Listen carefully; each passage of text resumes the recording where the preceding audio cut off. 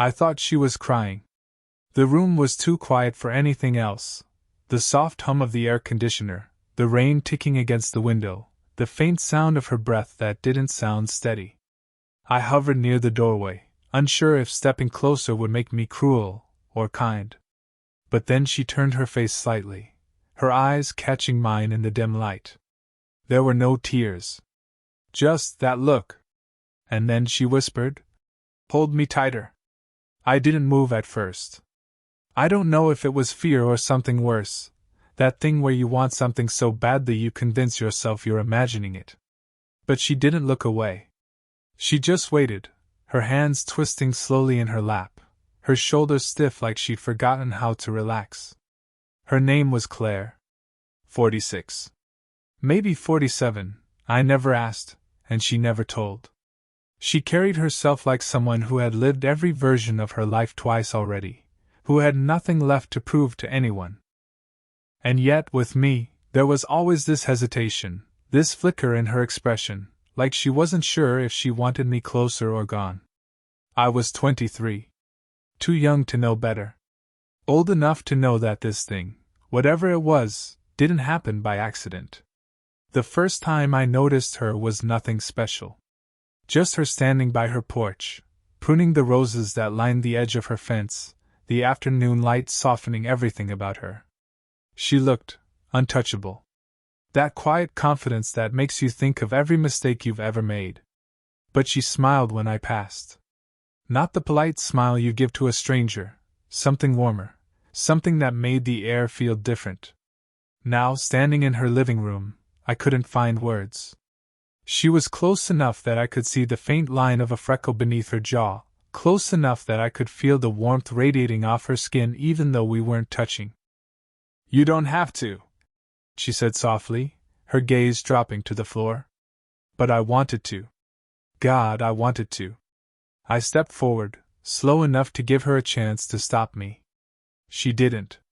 My hands hovered for a moment before they found her arms, tentative at first, then firmer, like I was afraid she'd vanish if I didn't hold on. She leaned into me, and there was nothing delicate about it. It wasn't the kind of embrace people write about. It was sharp, desperate. Like she was holding herself together with both hands and letting me take some of the weight. She smelled like rain and coffee and something faintly floral that clung to her sweater. I didn't know what to say, so I didn't say anything. I just stood there, my cheek against her hair, feeling the tension slowly bleed out of her shoulders. Then her hand moved, just slightly, curling into the fabric at my side. "Don't," she murmured, the word catching in her throat. "Don't what?" I asked. She shook her head, but she didn't let go. "Just, not yet." I don't know how long we stayed like that. Long enough for the rain to slow, for the quiet to settle around us like a secret. My heart felt too loud, my skin too aware of how close she was, of the way her fingers tightened every time I shifted even a little. And then, a sound. The creak of the front door, hinges old enough to betray anyone who dared to touch them. Footsteps, faint but undeniable, echoing in the hallway. She stiffened in my arms, her breath catching. I pulled back just enough to see her eyes, wide, sharp now, as if the moment we'd been suspended in had just shattered. "Who's here?" I whispered, but she didn't answer. She just glanced toward the doorway, her body still pressed close to mine, and for the first time that night, I didn't know if I was the one holding her, or if she was holding me. The footsteps faded down the hall, just a neighbor dropping off mail through the side slot, she would tell me later. But in that moment, with her pressed so close, my pulse refused to steady. She stepped back first, smoothing the front of her sweater, her composure snapping into place like a mask. Claire had this way of folding herself up, of hiding the parts of her that had been visible only seconds ago. "I should," she began, but didn't finish. I nodded, though I didn't know what I was agreeing to. Maybe that I'd leave, maybe that this moment, whatever it was, hadn't just happened. But I didn't leave. Instead, I lingered near the doorway, pretending to study the rain streaks on the window while she busied herself with the coffee pot that hadn't been used all evening. She moved like she needed something to do with her hands, clinking the spoon against the mug louder than necessary, keeping her back to me as if she thought that would help. "Claire," I said quietly. She stilled, her fingers tightening around the handle of the mug. I didn't know what to add, so I said nothing else. And maybe that was worse, the silence that stretched between us, full of all the words either of us dared to say. She was the first to break it. "You shouldn't be here so late." It wasn't harsh, just tired.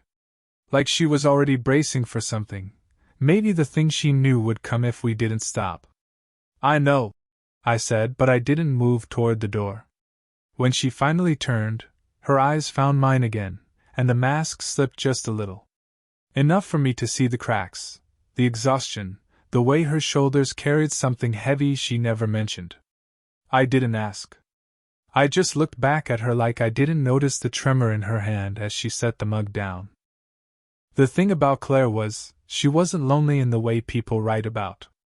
She had friends, a life, routines. But there was a quiet about her house, about her eyes, that made me wonder when the last time was that someone had just stayed. She told me once, in passing, about her husband. The word had come out flat, like she wasn't sure it still applied. He traveled often. "Consulting," she'd said, though the way her mouth twisted around the word made it sound like something sour. Maybe that was why I didn't leave. Maybe that was why, when she brushed past me to set the coffee down, her arm grazed mine and neither of us moved away right away. Her perfume lingered, soft and floral, and for a second I almost reached for her again, almost. "You're quiet tonight," she said, her voice low, like we were sharing a secret. I shrugged, but my eyes stayed on her. "Just thinking." "About what?" "You." The words slipped out before I could catch it, sharp in the soft quiet of the room. Her breath caught, but she didn't scold, didn't step back. She just stood there, close enough that the space between us felt like an invitation and a warning at the same time. "You shouldn't," she murmured. "Maybe I can't help it." The tiniest shake of her head, but her gaze didn't leave mine. And when she reached to take the mug from the counter, her hand brushed mine, deliberate or not, I couldn't tell. But her fingers lingered a second too long, warm against my skin, before she pulled away. We didn't speak after that. She handed me the coffee, her expression careful, and I took it without comment, though my hand still buzzed from where she touched me. Later, when I finally stood to go, she walked me to the door. Not because she needed to. Her house was small enough that a simple "good night" from the kitchen would have done. But she followed me anyway, quiet in her bare feet, until we were standing in the doorway again. The rain had stopped, but the air still smelled damp and clean. I turned, ready to thank her, maybe to force a joke and break the tension. But she didn't give me the chance. Her hand lifted, slow, hesitant, and rested against my cheek. A simple touch, nothing more. But it burned like something I wasn't supposed to want. She didn't say anything, and neither did I. And then she stepped back, her hand falling to her side, and whispered, "Good night." But her eyes said something else entirely. It started small, like it always did. A text. Not mine. Hers. The sharp buzz of her phone on the counter broke whatever quiet spell had settled between us that night. We'd been sitting too close on her couch, the kind of close you can almost justify, until you realize either of you has moved in 20 minutes. She'd been laughing at something I'd said, her hand brushing my arm in that way that felt both innocent and not at all innocent. Then the vibration cut through the room. She flinched first. I saw it, the way her shoulders stiffened, the way her fingers froze mid-gesture. I looked at her, then at the phone. Face down. Silent again. "You should get that," I said, though my voice was quieter than I meant. She didn't. Not right away. She just stared at the phone like it might explode if she touched it. When she finally picked it up, she turned slightly away from me, but not enough to hide the small frown that creased her forehead. A quick text back, too quick, and then the phone was face down again, like it hadn't just carved a jagged line through the room. "Everything okay?"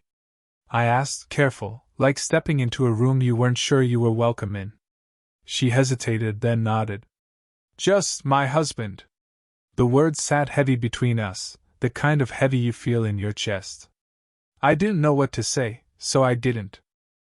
Instead, I watched her, the way she tucked her hair behind her ear, the way her jaw tightened like she hated the way the words sounded coming out of her mouth. Silence stretched. And then, slowly, she turned back to me. "Sorry," she murmured, softer now. "He's coming home earlier than planned." I swallowed. "Oh." Neither of us moved. She sat there, hands folded in her lap, her eyes fixed on the coffee table but unfocused, like she wasn't really seeing it. I should have stood, made some excuse, saved us both from what was building in the room. But my legs didn't move. And then, God help me, she looked at me. Really looked. The kind of look that strips you down to something raw, something you can't pretend away later. "I don't know why you come here," she said, her voice breaking just enough to make my chest ache. "You do," I said before I could stop myself. Her lips parted, but no words came out. Just that sharp, silent moment where either of us breathed. I leaned in first, I think. Or maybe she did. I only know that 1 second we were sitting there, separate, and the next her knee brushed mine, her hand hovering just inches from where mine rested on the couch cushion. The space between us collapsed, until I could feel the warmth of her breath on my cheek. "Claire," I whispered, though I don't know if it was a plea to stop or to keep going. She didn't answer. Her eyes flicked down, just for a second, to my mouth, and I swear my heart stopped. And then a knock. Sharp. Sudden. Too loud in the quiet room. She jerked back, her hand retreating so fast it almost looked like it had never been there. I blinked, trying to breathe, as she scrambled to her feet and smoothed her sweater like that could erase what had almost just happened. Through the thin glass of the front door, a familiar voice called her name. A neighbor. One of the women she gardened with on weekends. Claire shot me a look, wide, warning, and I nodded, already moving toward the hallway, out of sight. The conversation at the door was brief, polite. Something about a package being delivered to the wrong house. Her voice was steady, almost casual, but her hands. I saw them tremble when she closed the door. When she turned back, I was still standing there, frozen halfway down the hall. Neither of us spoke. Slowly, she crossed the room, her eyes locked on mine like she didn't trust herself to blink. "I can't," she started, then stopped. I didn't let her finish. Not with words. I stepped forward, closing the distance until there was no space left, until I could feel the heat radiating from her skin, the tremor in her breath. We didn't kiss. Not yet. But when her forehead rested against my shoulder, when her fingers curled into my sleeve and held on, I knew we'd already crossed a line we couldn't step back from. It was late. Too late for me to be there. Too late for her to pretend it didn't mean something. The house was quiet except for the hum of the refrigerator and the faint ticking of the clock in the kitchen. She sat across from me at the table, a glass of wine untouched in her hand, her eyes fixed on the rim like it held an answer she couldn't find. "You shouldn't be here," she said finally, her voice low, almost hoarse. I leaned back in the chair, trying for casual but failing miserably. "You've said that before? And you never listen." "No," I admitted. "I don't." The silence that followed was sharp, electric. She didn't look up, but her fingers tightened around the stem of the glass, knuckles pale. I couldn't stop staring, at her hands, at the soft curve of her hair falling across her face, at the line of her throat when she finally took a shaky breath. "Why do you keep coming back?" she whispered. "Because I can't stay away. Because the thought of you is the only thing that makes sense anymore." "I don't know," I lied, my voice rough. She looked up then, and something in her expression shifted, like she'd been holding the same truth in her chest and finally saw it mirrored in mine. Her gaze held mine for a beat too long. Then she stood. Slow. Deliberate. The chair scraped softly against the floor, and my pulse kicked hard in my throat. She crossed the kitchen, each step quiet but deafening in the silence. When she stopped in front of me, I didn't move. Not even when her hand came up to brush the hair from my forehead, her fingers trembling just slightly. "You make this so hard," she said, so softly I almost didn't hear it. "Then stop fighting it," I said.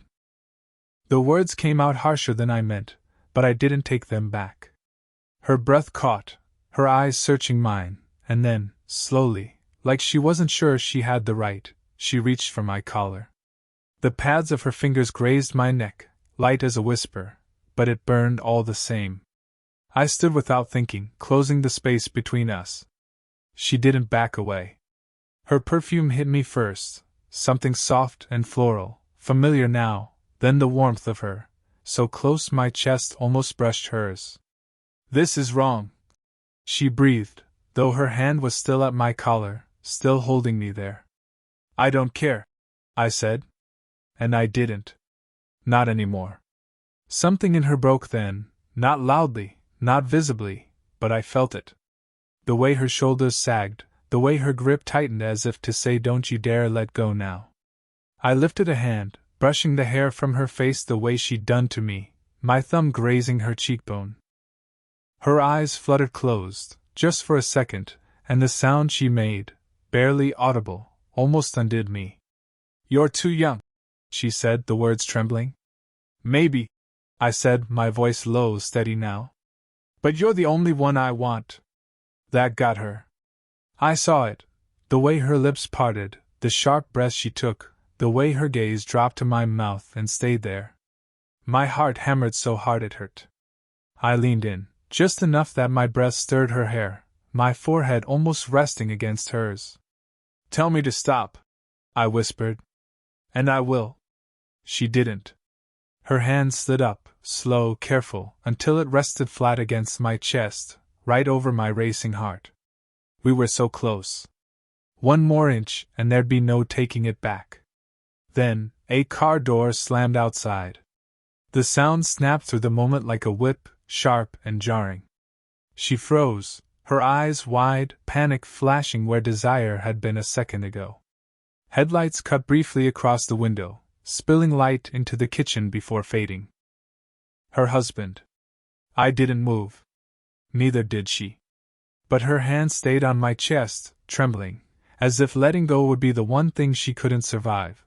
The headlights faded, but the silence they left behind was deafening. Claire's hand was still on my chest, her pulse a rapid flutter beneath her cool fingertips. Then, slowly, she pulled away, not abruptly, but like it cost her something. "He's not supposed to be home," she whispered, almost to herself. I swallowed, my throat tight. "Then, what now?" She didn't answer. Not right away. Instead, she turned away, her movements sharp, precise, clearing the untouched wine glasses from the table, setting them in the sink like we hadn't just been seconds from something either of us could undo. I stood frozen, every muscle wound tight, the ghost of her touch still burning against my skin. "Claire, don't," she snapped, and then softer, almost broken. "Don't make this harder than it already is." I should have left. God, I knew I should have. But my feet didn't move, not even when I heard the front door open, the shuffle of footsteps, the familiar sound of keys hitting the entryway table. Her husband called her name, casual, distracted. She didn't answer right away. And that's when I saw it. Her phone, still on the counter, lit up with a message. A message from me. Not from tonight, but from days ago. My name, my words, "I can't stop thinking about you," glowing like a confession neither of us had planned to make public. And then, as if in slow motion, his voice called out again, this time closer. "Claire? Everything okay?" She moved fast, snatching the phone, locking the screen, shoving it into her pocket. But not fast enough to hide the tremor in her hands. I ducked into the hallway, out of sight but close enough to hear the way her voice steadied itself, the way she answered him like nothing was wrong, like her world hadn't just tilted. The low murmur of his voice carried through the kitchen, warm and familiar. And in that moment it hit me, whatever this was, whatever line we'd been dancing on, it wasn't just dangerous. It was reckless. I should have hated her for it, the way she could pivot so easily, smile and pour him a drink like I hadn't been inches from kissing her. But I didn't. Because when she brushed past me minutes later, after he'd gone upstairs, her shoulder grazing mine in the narrow hallway, she didn't meet my eyes. Not until she reached the door. And then, just before I slipped out, her hand caught my wrist, brief, desperate, a silent apology and a promise all at once. Tomorrow, she breathed, so quietly I almost thought I imagined it. I didn't sleep that night. The next morning, the world felt sharper, louder. Every vibration of my phone made my chest tighten, every knock at the door made me tense. But it wasn't until I saw her, standing at the far end of her porch, sunglasses hiding her eyes, that everything tilted again. She didn't speak at first. Just stepped aside to let me in, her hands shaking as she closed the door. "He saw your message," she said finally, her voice barely above a whisper. The words landed heavy between us, the weight of them sinking into my chest. "He didn't say anything," she added, almost to herself. "But he saw it. I know he did." I moved closer without thinking, the distance between us unbearable. "Claire, I can't." Her voice cracked. "I can't keep pretending this isn't happening." I stopped in front of her, close enough that I could see the faint tremor in her jaw, the way her breath caught every time she tried to steady herself. "Then don't," I said. My voice was low, rough. "Don't pretend. Not with me." For a long moment she just stared at me, her lips parted, her chest rising and falling too fast. And then she stepped closer, not much, just enough that the air between us thinned to nothing. Her fingers brushed my sleeve, tentative, like she was testing whether I'd let her. I didn't move. "Tomorrow," she whispered again, but this time it wasn't a question. It was a decision. And I knew, as surely as I knew my own name, that tomorrow there'd be no more hesitating. It rained the next day. Not the soft, quiet drizzle that usually clung to her garden, but heavy, angry rain that beat against the windows and turned the streets into rivers. I almost didn't go. I told myself I shouldn't, that I'd imagined the way her hand had lingered on my wrist, that tomorrow had been a moment of weakness she'd already decided to forget. But when her message came, just one word, "Come," I was out the door before I could think twice. By the time I reached her house, I was soaked through. She opened the door before I could knock, her hair loose, her sweater sleeves pushed up as if she'd been pacing. She didn't say a word, just stepped aside to let me in. The house was too quiet. The kind of quiet that vibrates in your bones. "Where is he?" I asked, my voice low, almost careful. "Gone," she said, her tone unreadable. "For the night." I hesitated, dripping rain onto her floor, my heart a drum in my chest. "Claire, don't," she cut in, but her voice trembled. "Don't say my name like that unless you mean to finish it." The air between us was sharp, electric. Every second stretched, thick with the weight of everything we hadn't said. And then she moved. Not much, just a step closer. But it was enough to make my breath hitch, enough that I could feel the warmth radiating off her skin even as my clothes clung cold and wet to mine. "I can't keep doing this," she whispered. Her eyes flicked to mine, desperate, searching. "I can't keep wanting this and pretending I don't." "Then don't," I said. My voice was steady, but my hands were shaking. "Stop pretending."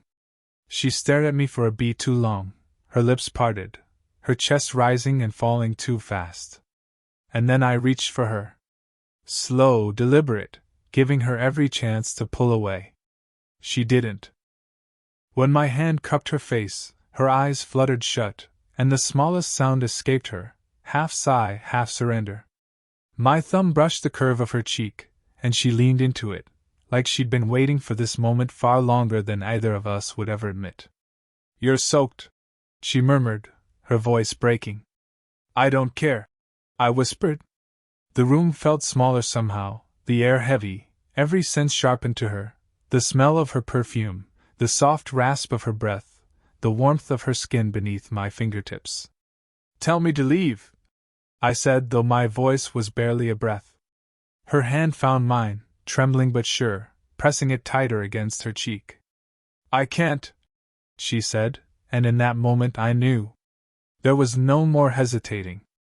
I stepped closer, closing the last inches of space between us.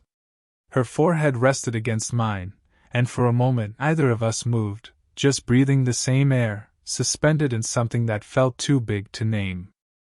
"This isn't simple," she whispered, as if saying it out loud might make it easier. "I don't want simple," I said. "I just want you." Something in her broke then, quiet but undeniable. Her hands slid up my arms, tentative at first, then tighter, pulling me closer until I could feel the tremor in her body against mine. And then, finally, she closed the distance. The kiss wasn't perfect. It wasn't polished or practiced. It was raw, unsteady, like two people who had been holding back for far too long and didn't know how to start slow. Every second of it burned, her breath, her hands, the way she whispered my name against my mouth like it was something sacred and forbidden all at once. When we finally broke apart, just enough to breathe, she didn't let go. "This changes everything," she said, her forehead still pressed to mine. "I know," I whispered. "But so do you." And in the quiet that followed, the rain pounding against the windows, the world holding its breath, there was nothing left to hide. She wanted me. And for the first time, she wasn't afraid to let me know it. The rain had quieted by morning, leaving the streets washed clean, the air soft and heavy with the smell of wet earth. I woke before her. Not because I wanted to. I could have stayed there forever, with her head resting on my shoulder, her breath warm against my skin, but because some part of me still didn't believe it. That this wasn't a dream I'd wake from, alone in my own bed, replaying the sound of her voice in my head. Claire shifted slightly, her fingers brushing against my arm like she was checking to make sure I was still there. "You're awake," she murmured, her voice still thick with sleep. "Yeah," I said softly. "Didn't want to move." She opened her eyes slowly, blinking against the soft gray light filtering through the curtains. There was something different in her gaze, not the hesitation I'd grown used to, not the quiet battle she always fought with herself. "Last night," she started, then stopped, biting her lip like she wasn't sure how to finish. "Was real," I said, because it needed to be said. "I'm still here. And I'm not going anywhere." For a moment, she just looked at me, really looked at me, like she was trying to memorize every detail. Then her hand slid into mine, slow and deliberate, her fingers tangling with mine like they'd been waiting to do it for years. "You make it sound so simple," she whispered, though there was no edge to it. "Maybe it is," I said. "Maybe it's only complicated if we keep pretending it's something it's not." Her eyes softened at that, and the faintest smile touched her lips. She shifted closer, tucking herself against me, her hand resting against my chest where my heartbeat thudded steady and sure. For a long time, we didn't speak. We just sat there, the morning light spilling across the room, the quiet hum of the world outside moving on without us. It wasn't until I felt her sigh, that deep, almost reluctant release of tension, that she finally spoke again. "Do you know what scared me the most?" she asked quietly. I turned my head toward her, brushing a strand of hair from her face. "What?" "That I'd let myself feel this, and you'd wake up one day and realize you didn't want it anymore." I squeezed her hand gently. "That's not going to happen." She studied me, as if testing the weight of my words, then nodded slightly, her forehead coming to rest against mine. "I don't care about the rules anymore," she said finally. "The age difference, what people might think, none of it matters when you're here." I didn't answer with words. Instead, I kissed her forehead, slow, lingering, my hand resting at the small of her back, holding her close like she might slip away if I let her go. We stayed like that until the gray light turned to gold and the house began to feel warm again. Later, when we finally moved to the kitchen, she busied herself with making coffee, humming under her breath, her hair still a little tangled, her sweater slipping off one shoulder. It was such a small, ordinary moment, but it felt monumental all the same. Because this wasn't a stolen second anymore. This wasn't almost. This was ours. When she turned and set a mug in front of me, our eyes met, and for the first time there was no hesitation, no quiet panic waiting behind her expression. Just her. And me. And something that felt like peace. As I reached for her hand across the table, she let me take it, her thumb brushing against mine, soft and sure. No more pretending. No more almost. Just us. Did you enjoy the story? What kind of stories would you like to hear next?